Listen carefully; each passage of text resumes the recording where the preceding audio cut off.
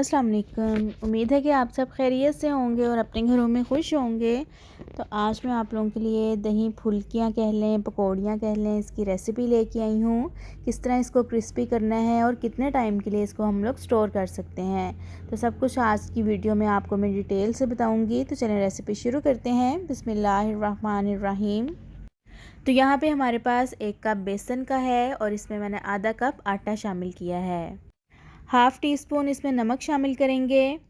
Half tea spoon ही इसमें ज़ीरा शामिल करेंगे। आप इसकी जगह पे अजवाइन भी डाल सकते हैं। और हाफ़ टी स्पून इसमें मैंने मीठा सोडा डाला है। अब इसको मिक्स कर लेंगे। इसमें आप पानी शामिल करेंगे, लेकिन पानी एकदम से इसमें शामिल नहीं करना है। थोड़ा थोड़ा इसमें पानी शामिल करेंगे और साथ साथ इसको मिक्स करते जाएंगे, क्योंकि इसके बैटर को ना तो बहुत ज़्यादा पतला करना है और ना ही इसको थिक रखना है। एक स्मूथ सा इसका जो बैटर है वो तैयार कर लेंगे। तो बैटर यहाँ पे तैयार हो गया है। इसको अब 15 से 20 मिनट का रेस्ट देंगे, उसके बाद फिर इसको फ्राई कर लेंगे। तो मेरे पास इस तरह का चम्मच है, मैं इसी से ही जो फुल्कियाँ हैं वो बनाऊँगी। आपके पास अगर चावलों वाला चम्मच है तो आप उससे भी बना सकते हैं। तो चलें, बस जो फुल्कियाँ हैं वो अब हम लोग ऑयल में डालते हैं। ऑयल को मैंने पहले ही से प्री हीट कर लिया था, लेकिन बहुत ज़्यादा जो ऑयल है वो गर्म नहीं है। और इस टाइम जो फ्लेम है वो मैंने मीडियम पे रखा हुआ है। बैटर को चम्मच पे डाल के चारों तरफ फैलाते जाएंगे और इस तरह जो पकौड़ियाँ हैं वो फ्राई होती जाएंगी। 2 से 3 मिनट के लिए मैं इसी तरह पहले इनको फ्राई करके निकाल लूँगी। उसके बाद इकट्ठी सारी पकौड़ियों को डाल के फिर इनका एक अच्छा सा गोल्डन ब्राउन जो कलर है वो लेकर आएंगे। और अगर आपने अभी तक मेरे चैनल को सब्सक्राइब नहीं किया है तो जल्दी से मेरे चैनल को सब्सक्राइब कर दें, ताकि आपको अच्छी अच्छी और मज़े की रेसिपीज़ देखने को मिल सकें।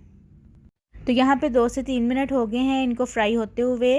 तो बस अब इनको निकाल लेंगे और जो बाकी की दही पकौड़ियाँ हैं उनको भी इसी तरह फ्राई कर लेंगे।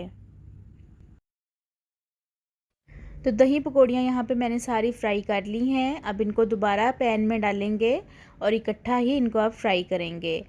अच्छा, जब मैंने पहले फ्राई की थी तो उस टाइम पे जो फ्लेम है वो मैंने मीडियम टू लो रखा था, लेकिन अब इसको मैं हाई फ्लेम पे ही फ्राई करूँगी। लेकिन आपने स्टार्ट में जो फ्लेम है वो हाई नहीं करना है, वरना ये फ़ौरन से जल जाएंगी और अंदर से ये कच्ची भी रह जाएंगी और फिर क्रिस्पी भी नहीं होंगी। तो बस अब इनको निकाल लेते हैं और फिर ठंडा करेंगे इनको। तो मेरे पास यहाँ पे ज़िप लॉक बैग है, मैं इसमें डाल के इसको स्टोर करूँगी। लेकिन अगर आपके पास कोई भी एयर टाइट जार है तो आप उसमें भी इनको स्टोर कर सकते हैं।